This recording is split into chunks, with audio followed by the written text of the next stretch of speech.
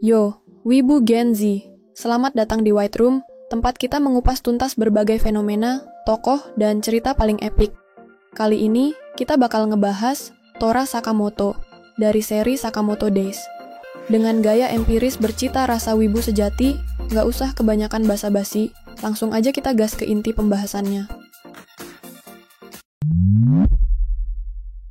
Sebelum kita membahas Tora Sakamoto lebih jauh, kalian mesti paham dulu nih, setting cerita Sakamoto Days itu kayak gimana. Bayangin dunia Jepang modern pada umumnya. Tapi di balik semua itu, ada komunitas pembunuh bayaran yang penuh intrik, hierarki ketat, dan organisasi rahasia yang nggak kalah dari film aksi Hollywood. Ada juga teknologi canggih yang bikin pertarungan di sini super kreatif dan mind-blowing. Dunia Sakamoto Days itu absurd banget. Modern, tapi penuh drama. Dengan vibes yang campur aduk antara kekerasan brutal, humor receh, dan kehangatan hidup sederhana. Latar ceritanya sering loncat-loncat dari toko kecil Sakamoto yang cozy ke lokasi-lokasi ikonik penuh aksi kayak gedung tinggi atau gudang terlantar. Sakamoto Days menawarkan cerita aksi keluarga Sakamoto dalam melindungi kehidupannya yang damai dari masa lalu yang terus menghantui mereka. Tora Sakamoto dulunya adalah pembunuh bayaran nomor 1 yang disegani sekaligus ditakuti sampai dapat julukan pembunuh bayaran legendaris. Tapi hidupnya berubah drastis setelah nikah sama cewek biasa. Dia pensiun, buka toko kelontong, dan janji buat nggak ngebunuh lagi. Tapi ya gitu, masa lalu selalu datang buat ngegoyang hidup damainya. Dibantu sama tim solid kayak Shin, Lu, dan Heisuke, Sakamoto kembali terjun ke dunia yang pernah dia tinggalkan. Tora Sakamoto mungkin kelihatan kayak bapak-bapak penjual toko biasa, tapi jangan salah. Di balik tubuh gemuknya, dia adalah legenda hidup di dunia pembunuh bayaran. Gaya rambutnya manbun low kicil, kacamata yang selalu bikin mata tersembunyi, dan outfit ala bapak rumah tangga dengan celemek, semua itu jadi ikon dirinya. Namun, kalau musuh datang, jangan heran kalau dia tiba-tiba langsing dan berubah jadi mesin penghancur. Di masa lalu, Sakamoto mendaftar di Japan Clear Creation dari Japanese Association of Assassins. Saat di sana, Sakamoto bertemu dengan Nagumo dan Rion Akao. Mereka jadi trio yang sangat menjanjikan sebagai pembunuh bayaran. Tapi karena mereka sering bikin masalah, posisi mereka saat itu terancam drop out. Untungnya wakil kepala sekolah mengatur sebuah tugas tambahan yang akan menentukan apakah mereka bisa lulus tahun itu. Tugas tersebut adalah membunuh target yang ada di dalam amplop. Dengan santai menerima tugas tersebut, ketiganya keluar dari kantor tanpa menyadari niat sebenarnya dari tugas tersebut. Dulu, Sakamoto tergabung dalam grup Order dari Japanese Association of Assassins. Grup ini berisi 10 orang yang tugasnya mengatasi masalah yang gak bisa diselesaikan oleh polisi dan asosiasi pembunuh bayaran. Sakamoto itu tipe pembunuh yang gak banyak mikir. Tugas selesai, target lenyap. Tapi semuanya berubah waktu dia ketemu Aoi. Cewek biasa yang bikin hatinya lumer kayak keju mozzarella di pizza. Demi Aoi, dia ninggalin dunia gelapnya dan beralih jadi pemilik toko kelontong kecil. Tapi ya namanya masa lalu, suka muncul tiba-tiba kayak hantu, bikin dia harus turun tangan lagi buat ngelindungin orang-orang yang dia sayang waktu tiba-tiba bounty kepalanya dikeluarkan. Gak main-main, bounty untuk kepala Sakamoto adalah 1 miliar yen. Sakamoto itu tipe bapak cool, tapi gak banyak omong. Bahasa cintanya jelas. Action speaks louder than words. Dia nggak ragu buat pasang badan demi keluarganya. Tapi kalau istrinya marah, dia juga langsung ciut. Bayangin aja, pembunuh legendaris, takut sama tatapan istri? Relatable banget. Karakternya yang mulia tapi kontradiktif. No kill policy. Ini semacam prinsip dia buat ninggalin masa lalu gelapnya. Walaupun musuh nyebelin, dia selalu nyari cara buat nggak bunuh. Protektif banget. Siapapun yang nyentuh keluarganya bakal ngadepin silent rage mode. Meski dia jarang nunjukin emosi, marahnya itu serem banget. Walau kuat banget, dia punya momen komedi yang bikin ngakak, kayak bayangin bunuh Shin cuma karena gangguan kecil. Tapi di sisi lain, dia juga manusia. Kadang suka nggak jujur sama perasaannya buat ngelindungin orang di sekitarnya. Contohnya waktu Shin dan Lu diserang parah, dia kelihatan tenang, padahal marah banget di dalam hati. Jangan remehkan Tora Sakamoto, walaupun dia terlihat seperti bapak-bapak biasa. Kekuatannya di atas rata-rata. Bahkan di antara anggota Order, Sakamoto dikenal sebagai pembunuh terkuat sepanjang masa, dengan keterampilan bertarung yang luar biasa dan unggul dalam semua aspek pembunuhan. Tidak ada yang tampaknya bisa menandingi keterampilannya dalam cerita sampai saat ini. Sakamoto Tora adalah definisi nyata dari Don't judge a book by its cover. Meski tampil gemuk dan terlihat santai, kekuatannya benar-benar absurd. Fisiknya bisa dibilang supernatural, tangan yang mampu meremukkan besi, tendangan yang cukup kuat untuk menghancurkan tembok, hingga daya tahan yang bikin ledakan sekalipun cuma seperti suara petasan di telinganya. Endurance-nya nggak main-main, dia tahan dari serangan fisik maupun senjata tajam tanpa kehilangan fokus. Di balik tubuhnya yang besar, kecepatan dan refleks Sakamoto tetap tak tertandingi. Ia bisa bergerak lebih cepat dari tembakan peluru, bahkan di ruang sempit sekalipun. Refleksnya luar biasa presisi. Mampu menangkap peluru dengan sumpit atau menghindari serangan musuh dengan waktu yang nyaris mustahil. Hebatnya lagi, Sakamoto adalah master improvisasi. Barang-barang biasa di sekitarnya seperti sendok, penggorengan, atau bahkan kupon belanja bisa diubah menjadi senjata mematikan. Tak hanya itu, ia juga pernah menggunakan sepeda motor atau balon udara sebagai alat untuk menjebak musuh dengan cara yang out of the box.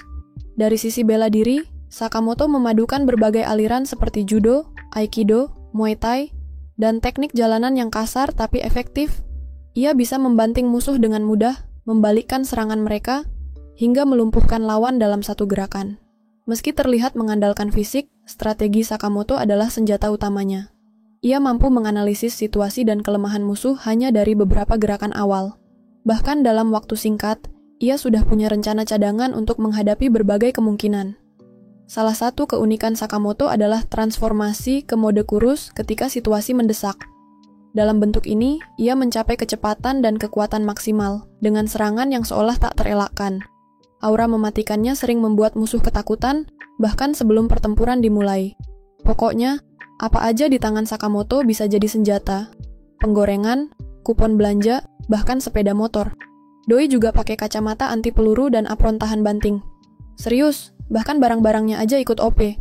Namun, sehebat apapun Sakamoto, dia tetap manusia. Prioritasnya pada keluarga menjadi kelemahan yang sering dimanfaatkan musuh untuk menjebaknya. Ditambah lagi, kekuatannya sekarang cuma 30% dari masa prime-nya. Jadi kadang dia harus mikir kreatif buat menang, plus dia juga nggak boleh ngebunuh lawannya. Meski begitu, Sakamoto tetaplah ancaman besar bagi siapapun yang berani mengusiknya. Tujuan utama Sakamoto sebenarnya simple. Hidup damai bareng keluarga, dan ngejauhin dunia pembunuh bayaran. Tapi hidup nggak semudah itu, Ferguso. Masa lalunya terus balik kayak mantan susah move on, bikin dia harus masuk lagi ke dunia penuh intrik dan konflik. Hubungannya antar karakter lain dari series Sakamoto Days juga menarik, contohnya Shin Asakura. Murid sekaligus karyawan setia yang Sakamoto anggap kayak adik sendiri. Interaksi mereka sering kocak, tapi heartwarming. Lu Xiaotang, bocil kematian dari keluarga triad yang sekarang jadi bagian dari keluarga Sakamoto. Dinamika antara dia dan Shin bikin suasana toko makin hidup. Nagumo, teman lama Sakamoto waktu masih jadi anggota order. Walau sering berantem, dia sebenarnya salah satu orang yang Sakamoto percayai untuk ngurus keluarganya kalau dia nggak ada. Salah satu momen paling epik dalam cerita ini adalah pertarungan Sakamoto dengan Uzuki, hantu masa lalunya. Pertarungan ini nggak cuma nunjukin kekuatan fisik Sakamoto, tapi juga konfliknya dengan masa lalu yang terus ngejar dia. Taro Sakamoto dalam Sakamoto Days bukan cuma sekadar karakter badass yang bikin pembaca kagum dengan aksi-aksinya. Dia juga simbol dari perjalanan hidup manusia yang penuh pelajaran, perubahan, dan prinsip. Dari seorang raja pembunuh yang ditakuti, Sakamoto memilih jalan yang sangat berbeda. Menjadi suami, ayah, dan pemilik toko kelontong. Pilihan ini menunjukkan bahwa siapapun, tidak peduli seberapa gelap masa lalunya, punya kesempatan untuk berubah dan menjalani hidup yang lebih baik. Pesan utama dari karakter Sakamoto adalah bahwa cinta dan keluarga bisa menjadi kekuatan yang luar biasa. Keputusannya meninggalkan dunia pembunuhan demi keluarganya adalah bukti cinta yang tulus dan pengorbanan besar. Hal ini mengajarkan bahwa kebahagiaan sejati tidak selalu berasal dari pencapaian besar atau kekuatan yang luar biasa, tetapi dari momen sederhana bersama orang-orang tercinta. Selain itu, prinsip No Kill Sakamoto menekankan pentingnya menghargai kehidupan. Meski dunia yang ia hadapi penuh dengan kekerasan, ia tetap memegang teguh komitmennya untuk tidak membunuh. Ini menunjukkan bahwa, meski berada di situasi yang paling sulit sekalipun, kita tetap bisa memilih jalan yang sesuai dengan hati nurani. Sikap ini juga memberikan pelajaran tentang bagaimana kekuatan sejati bukan hanya soal mengalahkan musuh, tetapi juga menahan diri untuk tidak melukai mereka. Kepribadian Sakamoto yang santai dan penuh humor di tengah tekanan juga menjadi reminder bahwa hidup nggak melulu harus serius. Ia tetap bisa tertawa, bercanda, dan menjalani hidup normal, meski ada ancaman dari masa lalunya. Hal ini mengajarkan pembaca untuk tetap mencari kebahagiaan di tengah tantangan dan cobaan. Di sisi lain, Sakamoto Days juga menyampaikan bahwa perjalanan hidup itu nggak pernah lepas dari konflik, baik dengan orang lain maupun dengan diri sendiri. Meski sudah pensiun, masa lalu Sakamoto terus menghantuinya, memaksanya menghadapi musuh-musuh lama yang tak kenal ampun. Namun, setiap konflik yang ia lalui memperlihatkan bahwa dengan prinsip yang kuat, dukungan dari orang-orang terdekat, dan sedikit kreativitas, tidak ada masalah yang tidak bisa diatasi. Kesimpulannya, Taro Sakamoto adalah karakter yang menginspirasi. Lewat perjuangannya, pembaca diajak untuk merenungkan makna cinta, tanggung jawab, dan nilai-nilai hidup yang lebih dalam. Sakamoto mengingatkan kita bahwa menjadi manusia itu bukan tentang menjadi sempurna, tetapi tentang bagaimana kita memilih untuk menjadi lebih baik setiap harinya. Itulah tadi pembahasan tentang Tora Sakamoto dari serial Sakamoto Days. Kalau kamu terinspirasi sama perjuangan Sakamoto, jangan lupa kasih like dan share video ini. Diskusi juga di kolom komentar, kita bakal bahas bareng. Sampai jumpa di konten White Room berikutnya.